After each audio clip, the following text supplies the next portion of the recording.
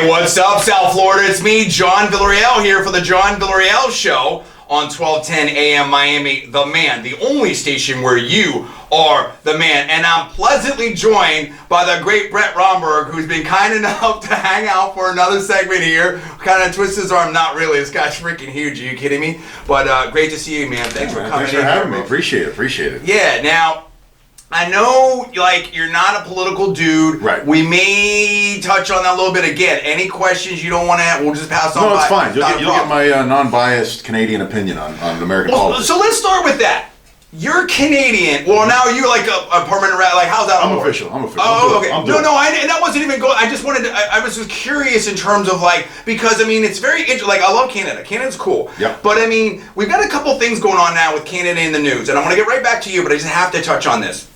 And you have Justin Trudeau up there. Like, there's a lot of static between him and Trump. And it seems like this dude, I mean, I'm not saying he's not a great leader. I have no idea. I'm not Canadian. But, I mean, it almost seems like he's a fashion model or something like that. What's with the static between him and Trump? He kind of reminds me of Macron. Like, what's up with that? Well, aside from the fact that, you know, his old man used to be the prime minister back home. Right. Back in the day. Back, like, early.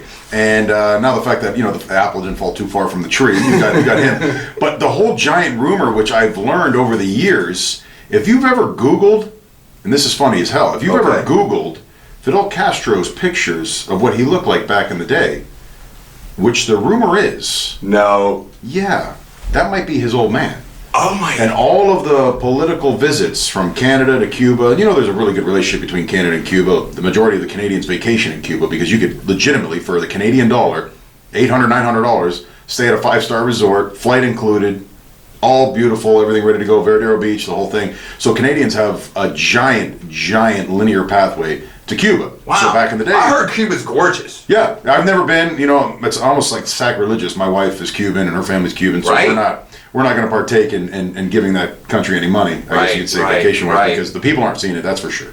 So we did a little research and took a look at it, and there was a pretty good relationship between Trudeau, the old man back in the day, his wife, and visiting Fidel in Cuba. And do yourself a favor and look up what Fidel used to look like back in the day and pull up the side-by-sides. They're already all over Google, so just Google Castro and Trudeau, and you'll see the side-by-sides of their images. That's super wild. I'm so glad I talked to you about that. I never would have known that. But now we have Meghan Markle and Prince Harry. Like, they're hanging out. What's up with that? See, and let me tee this up. And I only have you for one segment, so I got to move real quick. And I appreciate it. Like, okay, I used to have a girlfriend way back when. I love my wife. She's the best woman in the world. Okay, let's just stipulate that because I know she's watching.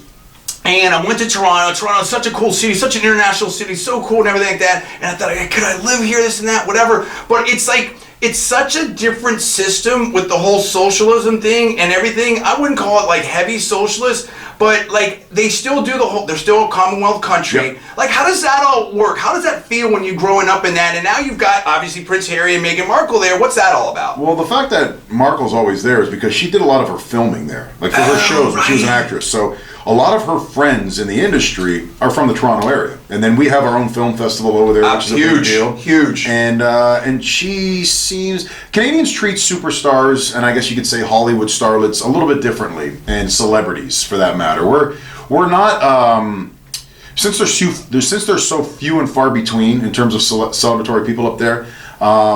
Actors, musicians, we leave them alone. Like, we really don't do the paparazzi thing. It's like, hey, I met that guy, awesome, cool, like, let's have a beer, you know, cheers. That's the way we're very monarch driven, obviously, still, because we're still governed by the Queen of England. Do you think that's weird with the Canadian culture? Because Canadians are very, I think, independent. They're, you know what I mean? I don't know. We're very European influenced, and the more that I've traveled the world and I've seen the way that England operates, or Italy, or Germany, we have a very heavily influenced European culture in Canada. So very similar. There's no flashy, gaudy, competitive neighbor nature that you have here in the United States, which is I got to be better than the guy next door or have what he has, regardless if it's going to cost me an arm and a leg and I'm going to commit suicide 3 years later because I've just basically given everything I've had in order to have a nice car and a nice apartment. The facade, I guess you will, the image of being the big timer. No, that's fair. Now, you talked to Chris Jericho yesterday, which is amazing. I'm a big wrestling fan, always have been way back in the day. I'm going to date myself now. You know, Don Morocco, Bob Backlund, Hulk Hogan, King Kong Bundy, all of that stuff. Yeah. And who do you think is sort of the, I guess, most famous Canadian wrestler? Is it Jericho? Is it Bret Hart? It's the Hart, man. Yeah. It's Hart. It's the Hart Dungeon. They are legitimate royalty. Like, they really are. And that whole, Midwestern part of Canada, whether it's Manitoba or Alberta, those guys are, and they have the massive wrestling schools up there as well. So the Hart family in general, like when I actually, for the MLW, Major League Wrestling, I ended up walking them out in the ring, toting my Canadian flag. That's amazing. Yeah, it was really cool. It was a really cool experience. So the whole Hart Foundation, and ironically, Teddy Hart is like a cat breeder. He's into like these Persian cats, these Persian chinchilla. You know the Fancy Feast cats? Yeah, sure, yeah. With the smushy faces and the blue eyes? Yeah, man, they're like cat breeders. They have a massive cat compound up there. It's really cool. So now, okay, you came down here for football at the U, and that's obviously such a huge program, and you're part of that storied team and everything like that. What kept you here in Miami? Like, I mean, it's such a different change, obviously, from Canada. Why did you stay in this area? My wife. Okay. I married a Cuban, and it's hard to take a Cuban out of Miami. You could sometimes take a girl out of South Florida, but eventually you're always going to return. We had, obviously, living in different cities because of the football thing. Right. St. Louis, which she loved, adored, actually, the Midwest. Okay. And she found that, oh my God, people are actually nice. Right. She couldn't believe that. She was like, oh my God, why are they asking me how I'm doing? And why are they holding the door? Are they the 305 is a very, very different vibe from everything else. It's a whole, in particular Dade County, it's a whole different country down here. It legitimately is, like, to the point where you're looked at sideways if you're trying to go somewhere and speak English. Like, that's how heavily Latin influence the city is. How long did it take you to learn Spanish? I'm like, I really need to get my Spanish game up, and it's so embarrassing because all my family knows Spanish. It didn't take me long, actually. It was more of an ignorance thing. I come down here, spoke French, coming from Canada, and then all of a sudden, I got tired of, Spanish people either talking crap behind my back or turning away when they had to give me service because they're like, look at the big gringo. Here comes the big white dude, doesn't know Spanish, I don't know English that well. And the thing is with a lot of the older Spanish here, a lot of the older Cubans that ended up immigrating over here, obviously political prisoner kind of thing, they came over on the media, however they got here. They're afraid to try to speak English because they get embarrassed. And they don't understand that, no, you're making the effort. So they actually enjoyed me making the effort to speak Spanish versus them making the effort to speak English. And due to the fact that my wife's grandmother never spoke any English, me and her used to sit there and watch like Caso Cerrado and all these like stupid little novelas, these soap operas during the day, and we would find ways to communicate back and forth, and it all started with food. Just like everything in the world, everything kind of starts with food when it comes to conversation. You can break down language barriers. So let me ask you this, and this is maybe, I don't know if it's a tough question or not, but it's something that I've sort of reflected on in my my own life. I was a 4-time national champion in powerlifting, third in the world in 2004, I believe. 198 pound weight class. Yeah, I can't tell now, believe me. I mean, it's like the old saying, I retired, but my injuries haven't. A lot of people have hit me up like, hey, John, is it worth it? Because my sports didn't pay, right? I mean, I didn't make any money.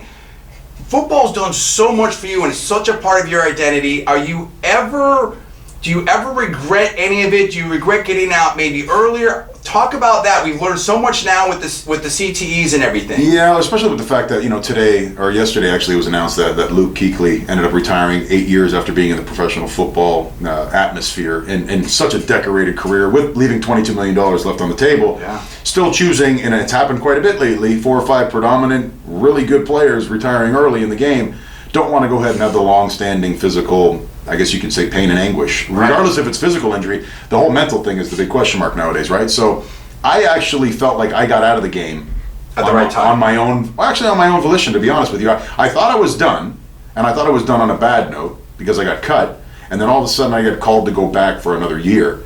And it was one of those where I can go have a good time. Like, I'm going to do this because what's the worst case scenario? I can come back to do what I was doing, which was the hedge fund thing. I could come back and do the finance thing. It is what it is. I'll go in there, steal some money from the NFL, and come right back. And legitimately, probably had the best performance-wise career that season than I ever had in the past. I was, in great shape. I was carefree. I seemed to be playing with a lot of, I guess you could say, free will as opposed to incumbent stuff, worried about roster spots or cutting or financially providing for my family, that kind of thing. And I was able to leave the league and the game almost on my own terms. I was going to do one more year to do the 10 thing, but I figured, you know what? Somebody's going to fall on my leg. I'm going to be limping the rest of my life. I'm going to regret it. The money's not going to change what I'm doing day to day. So, yeah, man, I feel like I got out at the right time. But there is a massive concern with the whole concussion thing. I do have a horrible memory now. I don't remember the national championship games. I don't remember my senior year of high school. There's a lot of things that I don't remember. Even places that we've lived, like vacation-wise in the off-season. Yeah. Don't remember a lot of those places. But I feel like, you know, if I had a son, which I got 3 daughters, if I had a son, I would probably shy him away from playing football. To be honest with you. I'd either learn how to kick, which I despise. I'd rather you, honest to God, pick another sport than you be a kicker. Well, it's funny, real quick. I mean, I think that, you know, looking back at everything, had I gotten into MMA, I think that would have been my very best sport because I was so good at wrestling early on, this and that, whatever. Of course, you know, coulda, shoulda, woulda, who knows, right? And there's so many great fighters now. I'm very cautious in saying that. But just for me and the time and everything like that. But I'm so glad I didn't. Because of the head injuries and stuff like that. You see some of these boxers and stuff like that. Same thing with football. Like I was sort of good, but I wasn't big enough. I didn't have the stature. I didn't have the speed. I didn't, you know what I mean? Like I just didn't really fit anywhere. And I can remember, you know, my last national championship in Sacramento, and I was preparing for it. It's 2006. I was about 35 at the time. And I was doing a squat in the gym, 740, blew my back out. I did a bench in 465, blew my elbow out, went to see the doctor. Okay, we don't need surgery. Still hurt, but everything hurts to this day. And then I'm going to the championship, and I'm like, I don't know, like warming up, I don't know if I'm going to fall apart, if I'm going to, you know what I mean, Robert? You know what I mean? And it's like, I barely got, and people like, hey, this was an untested me. So, you know, I'm not going to name names or anything like that. So, you know, hey, do you need a Vicodin or something like that? I'm thinking to myself, if I need that, it's done. Oh, bro, it's over. I was taking Vicodin like Tic Tacs. That's so scary. A bottle of vodka and 7 of them after one game. 7 Vicodin and a bottle of vodka on the way home after breaking my ankle. Oh, yeah. And another day we can share some stories for sure. I mean, but it was like, I knew then and there, like, thank gosh, I got best lifter in my class. I won, everything like that. But I'm like, it's over. I'm telling you, there's only one reason why players are able to put pads on Tuesday, Wednesday, Thursday, Friday after just going through a car accident on Sunday. It's the drugs. It's legitimately the painkillers, the suppressors, those kind of things. And you wake up every day and you tell yourself, I don't know how the hell I'm going to do this today. But you just always find a way. I know we're up against a break super quickly and you don't have to answer, but you watched the debate last night. There's that big controversy between Bernie Sanders and Senator Warren. Yeah, they went after it, didn't they? Do you... Whose side are you on? Do you think Bernie said it, or do you think he didn't say it? I kind of follow. I mean, by what Bernie said, it made sense to me. I'm with Bernie. I'm not sure it happened. I think it did because she ended up fact checking him again about like not being able to beat a standing Republican in an actual. For 30 years, yeah. Yeah, and then he goes, no, I did back in 1990, and she goes, well, we're in 2020. 20. You can see her doing the math, and she's like, so 30 years ago. And then he goes, yeah, I beat a standing Republican. And then she goes, yeah, so like I said, 30 years ago. Certainly an open question, and I'm upset that the moderator didn't push that harder. And She did mess with him about it though. She asked him clearly, did you say this, Bernie? Did you say this? Oh no, she pinned him down. No, I never said that. And then she goes over, hey, so Bernie ended up saying, and then yeah, it was good how she just really pigeonholed him. Well, we're gonna have to talk about it more. We're gonna see what's going on. We're gonna talk about that more on my show. The great Brett Romberg. Thank you so much for being here. Pleasure, man. You're listening to the John Villarreal Show here on 1210 AM Miami. The Man, the only station where you are the man. Be right back.